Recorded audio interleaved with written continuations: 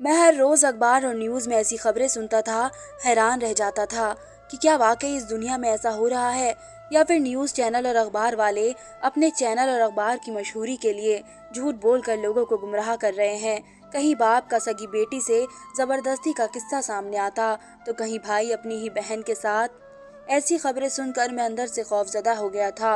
मगर जब एक रोज अपनी उन गुनहगार आंखों से भाई को बहन के साथ ऐसा करते देखा, तो मुझे लगा मैं ऐसा मंजर देखने के बाद शायद खुद से ही नजरें ना मिला सकूं। हफ्ते में 2 दिन हमारे घर के ऊपर वाले पोर्शन में बहन भाई गुजारने आ जाते और बदले में मुझे 10,000 देते। मैं बहुत खुश था। मगर एक दिन जब अचानक ऊपर गया, तो दोनों को ऐसी हरकत करते देखा कि मैं शर्म से जमीन में गड़ गया। आज फिर मेरे घर के ऊपर वाले पोर्शन में वह दोनों बहन भाई किराए पर 2 दिन रहने आए हुए थे। मुझे अचानक बेटी के यहाँ जाना पड़ रहा था, तो मैंने सोचा कि ऊपर वाले कमरे की चाबी उन दोनों को ही देकर चला जाऊं। इस बहाने उनसे किराया भी पहले ही ले लूंगा, ताकि बेटी के बच्चों के लिए कोई खाने पीने का सामान भी ले जाऊं। यही सोचकर मैंने अपनी तैयारी की और नहा धोकर ऊपर वाले पोर्शन की तरफ कदम बढ़ा दिए। मेरे कानों में उन लोगों की कुछ बातें पड़ी तो मैं हैरान हो गया। न जाने क्यों मुझे किसी बड़ी अनहोनी का डर था। आज से पहले मैंने इस बात पर इतना गौर नहीं दिया था, मगर आज उन दोनों की ये बात सुनकर मैं भी सोच में पड़ गया था कि आखिर वह दोनों अपना घर होते हुए भी यहाँ आकर क्यों रहते थे। मैं जानता था ये अच्छी हरकत नहीं है, मगर मैं मजबूर हो रहा था कि उनके बारे में जानने की कोशिश करूं। यकीनन कुछ तो ऐसा था जो वह दोनों छुपा रहे थे। मैं बाहर खड़ा हुआ था। आखिर थक कर अपने हाथों मजबूर होकर मैंने जब इस थोड़े से खुले दरवाजे से अंदर नजर आते मंजर पर नजर डाली, तो मेरे होश उड़ गए। मैं वह मंजर देखकर बौखला कर पीछे हुआ था। मेरी आंखें मारे बेइज्जती के झुकी चली जा रही थी। मैंने देखा कि सामने वे दोनों बिल्कुल बेलिबास थे और एक दूसरे के निहायत करीब थे। मैं सब देखकर बदहवास हो गया था। मैं पुराने ख्याल का बंदा था, जिसकी नज़र में बहन का भाई के सामने दुपट्टा उतारना भी बहुत बड़ा गुनाह था, और फिर यहाँ तो कोई हद ही नहीं रह गई थी। मेरे लिए अपने कदमों पर खड़ा होना मुश्किल हो गया था। आजकल हमारी नस्ल को क्या हो गया था? हमारी शर्म और हया कहाँ मर गई थी? और घर वालों के अंधेपन पर भी मुझे गुस्सा आ रहा था, जिनको अंदाजा भी नहीं था कि उनकी औलाद किस गुनाह में गिरफ्तार हो गई थी। मुझे खुद पर भी गुस्सा आ रहा था कि मैंने बिना सोचे समझे और बगैर जानकारी के उन दोनों बहन भाई को कमरा दे बैठा था, जिसकी वजह से वे इतने मजे से गुनाह किए जा रहे थे। मुझ में इतनी हिम्मत नहीं थी कि अब उन दोनों के सामने जाकर उन्हें शर्म दिलाता। मैं खुद को चुप करके नीचे आ गया और बेटी को भी कॉल करके अपने ना आने का बता दिया। मुझे उन जवान बहन भाई पर अफसोस हो रहा था। मैंने बहुत सुना था कि आजकल रिश्तों का खून किया जा रहा है और रिश्तों का लिहाज बाकी नहीं रहा, मगर आज अपनी आंखों से देख भी लिया था। अब मैं अपनी ही नजरों में गिर गया था। उससे नजरें नहीं मिला पा रहा था। ऐसा लगता था मैं भी उनके इस गुनाह में हिस्सेदार हूँ, और ऊपर वाला मुझे इस गुनाह के लिए कभी माफ नहीं करेगा। मुझे जवान लड़के और लड़की को ऐसे 2 दिन के लिए अपना कमरा किराए पर नहीं देना चाहिए था। क्या मैं छोटा बच्चा था जो समझ ना सका? मेरी उम्र, मेरा तजुर्बा कहाँ जा सोया था? या पैसे देखकर मैंने अपनी आंख कान बंद कर लिए और खुद को भी धोखा देता रहा था कि दोनों मजबूर होंगे। भला ये मजबूरी सारे महीने में सिर्फ 2 दिन के लिए ही क्यों आती थी? मैंने एक बार भी इस बात पर गौर करना जरूरी नहीं समझा, मगर अब जब मेरी उन गुनाहगार आंखों ने उन्हें गुनाह करते हुए देखा, तो खुद को गलत समझने लगा। मगर अब तो पानी सर के ऊपर से गुजर गया था। यह एहसास मुझे अंदर ही अंदर मार डाल रहा था। मेरा नाम रोहित है। मैं एक इलाके में बिल्कुल तन्हा रहता था। मेरा साफ और पक्का घर था, जिसका नीचे का पोर्शन पूरा बना हुआ था, मगर ऊपर छत पर एक कमरा, बाथरूम और छोटा सा स्टोर बनाया हुआ था। ये सोचकर बेटे बड़े होंगे, उनकी शादी होगी, तो ऊपर का पोर्शन कोई एक इस्तेमाल कर सकता है। मेरी बीवी का बहुत पहले देहांत हो गया था। मेरे 2 बेटे और एक बेटी थी। मैंने अकेले ही बच्चों को पाला और अपने बच्चों को मैंने महंगे स्कूल कॉलेज में पढ़ाया।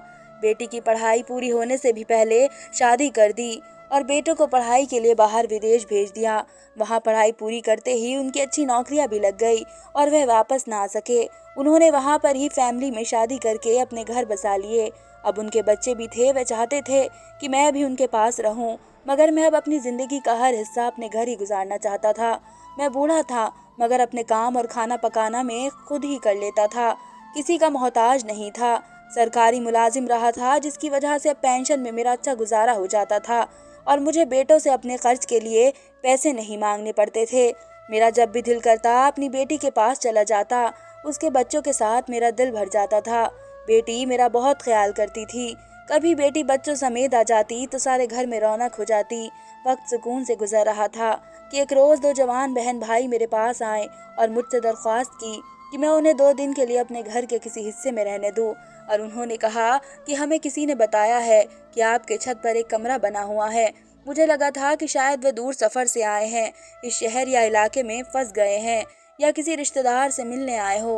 बहरहाल मैंने ज्यादा सवाल जवाब नहीं पूछे और मेरे घर का ऊपर वाला कमरा बिल्कुल खाली ही था। मैं वे देने को तैयार हो गया। 2 दिन की ही तो बात थी। मैंने उन्हें ऊपर का कमरा दिखाया तो वह दोनों बहुत खुश हुए। जाहिर है वह बिल्कुल अलग हिस्सा था और वही बाथरूम भी मौजूद था। उन्हें कमरा पसंद आया और वे अपने हाथ में मौजूद छोटे से बैग को वहां रख गए। मैं नीचे चला आया था। मैंने वह कमरा किराए लेने की जरूरत से नहीं दिया था, क्योंकि मेरे ख्याल में सिर्फ 2 दिन किसी के रहने से फर्क नहीं पड़ता था। हालांकि उन दिनों मुझे पैसों की बहुत जरूरत थी। पिछले दिनों किसी दोस्त के यहाँ गया तो उसकी परेशानी देखकर मुझसे रहा नहीं गया और मैंने अच्छी खासी रकम उन्हें दे दी थी। मेरा दोस्त बहुत बीमार था और गरीब था। उसके बेटे भी उसके साथ नहीं रहते थे। दोस्त की मदद तो कर दी और अब मेरा वक्त मुश्किल से गुजर रहा था, क्योंकि अभी आधा महीना बाकी था। मैं बहुत ज़रूरत के बावजूद अपने बेटों से पैसे मांगने को तैयार नहीं था और खामोशी से जैसे तैसे गुजारा कर रहा था। कुछ दिन की ही तो बात थी, गुजारा हो जाता। इतने से पैसों के लिए बेटों के सामने हाथ फैलाता अच्छा नहीं लगता। जब अब तक उनसे पैसा नहीं मांगा तो अब भी नहीं मांगूंगा। उन दोनों बहन भाई के आने से मुझे कोई मसला नहीं हुआ। उन्होंने मेरी जिंदगी में दखल अंदाजी नहीं की और अपने काम से काम रखा। वह दोनों अपने खाने पीने का इंतजाम भी खुद कर रहे थे। 2 दिन में बात के मुताबिक नीचे रहा। जब बाहर जाता तो नीचे वाले पोर्शन को ताला लगा देता था, क्योंकि आज के इस दौर में जहाँ पर भेष बदल कर लोग सबको लूट रहे हो, ऐसे में एहतियात जरूरी था। और वहाँ के हालात तो वैसे भी खराब ही रहते थे, मगर वह दोनों बहन भाई ऐसे लगते नहीं थे। 2 दिन बाद वे बहन भाई जाने लगे तो लड़के ने मुझे शुक्रिया कहा और 10,000 किराया पकड़ा दिया। मैं 2 दिन के लिए इतना ज्यादा पैसे देखकर हैरान और परेशान रह गया था। मेरी बौखलाहट पर उस लड़के ने मुझे पैसे रखने की दरख्वास्त की और कहा कि उन पर एतबार कर लें और घर में जगह देने के लिए ये पैसे बहुत कम हैं। उसने बताया कि वह जाने कितने इलाकों में घूम चुके थे, मगर कोई भी उन्हें जगह देने को तैयार नहीं हुआ था, जबकि मैंने बिना कोई सवाल किए उन्हें कमरा दे दिया था। शायद मुझे इसी अच्छे दिल का नतीजा मिला था कि मैंने मुश्किल वक्त में उन्हें अपने घर रहने को दिया और ऊपर वाले ने मुझे ज़रूरत से ज़्यादा दे दिया था। मैंने जिद नहीं की और वे पैसे ले लिए। और मैं जो परेशान था कि मेरी पेंशन पहले से पहले ख़त्म हो जाएगी, अब ये पैसे मिलने पर मैं खुश और बेफिक्र हो गया। अभी इस वाक़ये को बमुश्किल महीना भर गुजरा होगा कि वही दोनों बहन भाई फिर से आ गए। मैं उन्हें देखकर हैरान हुआ था। मेरे मुताबिक तो पिछली मर्तबा वे बाई चांस मेरे घर आए थे, मगर इस दफ़ा बाकायदा मेरे घर आना मुझे उलझा गया था। मुझे लगा कि शायद वे बस मुझसे मिलना चाहते हैं। मैंने उन्हें घर में बैठाया और हालचाल पूछने लगा। बातों बातों में मेरा सवाल पर वह लड़का बोला कि उन्हें पिछली बार की तरह इस दफ़ा भी 2 दिन के लिए कमरा चाहिए। इस बार मैंने उनसे पूछा कि दोनों बहन भाई होकर अपना घर छोड़कर यहाँ क्यों रहने आ जाते हो। तब लड़की ने बताया कि वह दोनों अलग अलग हॉस्टल में रहते हैं और 2 दिन छुट्टी मिलती है तो वह उस वक्त एक दूसरे के साथ रहना चाहते हैं। हमारे माँ बाप इस शहर में नहीं हैं। मैंने उनकी बात का यकीन कर लिया। मैंने ये सुनकर सर हिला दिया। वे अच्छे और सुलझे हुए लग रहे थे। मैं भी बात की गहराई में नहीं गया। जाहिर है भाई बहन ही थे, वरना क्या जरूरत पड़ी थी उन्हें झूठ बोलने की। मैंने उन पर एतबार करके ही तो गलती की थी, जिसका मुझे कभी भी अंदाजा ही नहीं हुआ था। मैंने इस बार भी उन दोनों को ऊपर का कमरा खोल कर दे दिया और वे ऐसी खामोशी के साथ वहां रहने लगे। 2 दिन के बाद जब वे जाने लगे तो इसी तरह 10,000 किराया मुझे पकड़ा कर चले गए। फिर यह सिलसिला चल निकला था। पिछले 3-4 महीने से वह दोनों बहन भाई मेरे ऊपर वाले कमरे में 2 दिन रहते और मुझे 10,000 किराया पकड़ा कर चले जाते थे। मैं बहुत खुश था। मुझे लगता था ऊपर वाले ने मेरे लिए कमाई का जरिया खोला है। वे पैसे बचाकर मैं अपने लिए फ्रूट वगैरह ले लेता और जब भी बेटी को मिलने जाता उसके बच्चों के लिए तोहफे और खिलौने ले जाता। मैं बहुत दरिया दिल और खर्च करने वाला इंसान था, मगर अपनी पेंशन में मेरे लिए खर्च करना मुश्किल हो जाता था। मगर अब हर महीने पेंशन के साथ 10,000 भी शामिल हो चुके थे और मेरी जिंदगी जो पहले थोड़ी मुश्किल में गुजर रही थी, मगर अब मुझे बहुत आसानी रहने लगी थी। मुझे अब उनके आने पर कोई एतराज़ नहीं होता था। हालांकि मुझे उनका इंतज़ार रहता था, या शायद उनसे मिलने वाले 10,000 का इंतज़ार रहता था। बैठे बिठाए मुझे 10,000 मिल जाते थे। ये बहुत बड़ी गनीमत थी। ये सिलसिला न जाने कब तक चलता रहता। उस दिन मैं छत पर चला गया जब से मैं उन्हें कमरा देने लगा था। ये बिल्कुल पहली बार हुआ था। कि मैं ऊपर गया, मेरे हमेशा नीचे रहने की वजह से वे दोनों बहुत आराम से पूरी छत इस्तेमाल कर रहे थे और शायद यही वजह थी कि वे दोनों कमरे का दरवाज़ा भी बंद करना भूल गए। मैं उन दोनों की हकीकत देखकर जब नीचे पहुंचा तो मेरा वजूद शर्म और हया से कपकपा कर रह गया था। मैं एक जगह चुपचाप बैठा रहा। अब तक जितने भी पैसे उन दोनों से लेता रहा वह मुझे बुरी तरह से डस रहे थे। जब इस लड़के ने पहली बार मुझे बताया था कि उन्हें कहीं कमरा नहीं मिल रहा था, तब मैंने सोचा था कि लोग बेरहम हो चुके हैं जो किसी की मजबूरी में उसके काम नहीं आते। अब मुझे समझ आ रही थी कि लोग बेरहम नहीं बल्कि समझदार हुए हैं। उन्हें अंदाजा हो गया होगा कि लड़का लड़की घर से भागे हुए हैं या किसी गलत नियत से रहने आए हैं। मेरी अकल पर पत्थर पड़ गए थे। सोच सोच कर मेरे दिमाग की रगें फटने के करीब आ गई थी। अगर इस रोज़ मैं भी कमरा न देता तो शायद वे दोनों घर लौट जाते और इस खुल्लम खुल्ला गुनाह के बारे में नहीं सोचते। मगर मैंने उन्हें आसानी दी थी, छूट दी थी कि वह खुलकर ये गुनाह करते रहे और मुझे पैसे देकर खुश करते रहे। मुझे खुद से शर्मिंदगी होने लगी। हालांकि सच साफ जाहिर था कि मैं इस बात से अनजान था, मगर मेरी गलती ज़रूर थी कि मैंने उनसे उनके बारे में सवाल नहीं किए।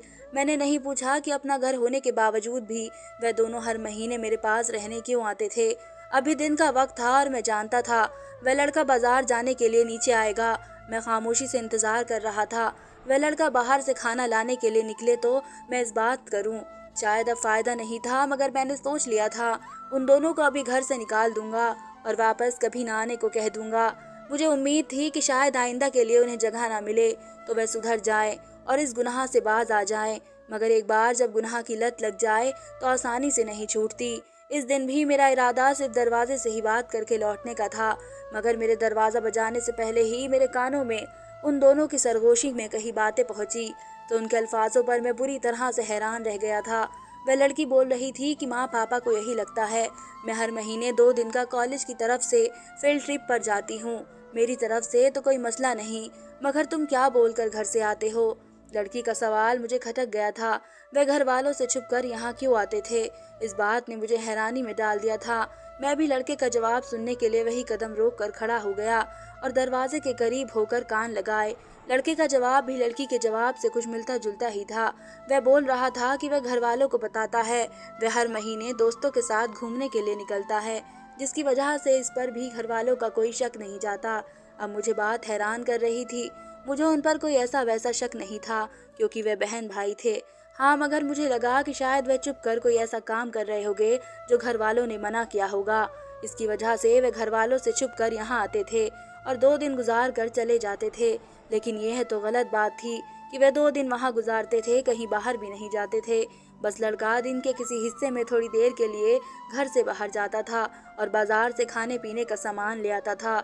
मगर आज जब मैंने उन्हें गुनाह करते देखा, मेरे सर पर आसमान आ गिरा। तब से मैं खुद से जंग लड़ रहा था। शाम हुई तो मैं थक कर खुद ऊपर चला गया। छत पर सिर्फ लड़की मौजूद थी और वह भी सामने ही बैठी थी। मुझे देखकर झटपटा गई और तेजी से खड़ी होकर अपने दुपट्टे को खुद पर डालने लगी। मुझे उसकी हरकत अब गुस्सा दिला रही थी। इतनी ही शर्म थी तो उससे आगे मुझसे कुछ सोचा भी नहीं गया। मैंने कड़क लहजे में उससे लड़के के बारे में पूछा तो मुझ जैसे नरम मिजाज इंसान का कड़क लहजा सुनकर वह हैरान हो गई थी। उसे शायद मुझसे इस वक्त ऐसी उम्मीद नहीं थी। फिर जरा संभल कर बोली कि वे बाजार गए हैं, आज लेट हो गया था इसलिए अभी कुछ देर पहले गया है और वापस आने में वक्त लगेगा। वह लड़की जिस तरह से जवाब दे रही थी, मुझे वह बात बहुत नागवार गुजरी थी।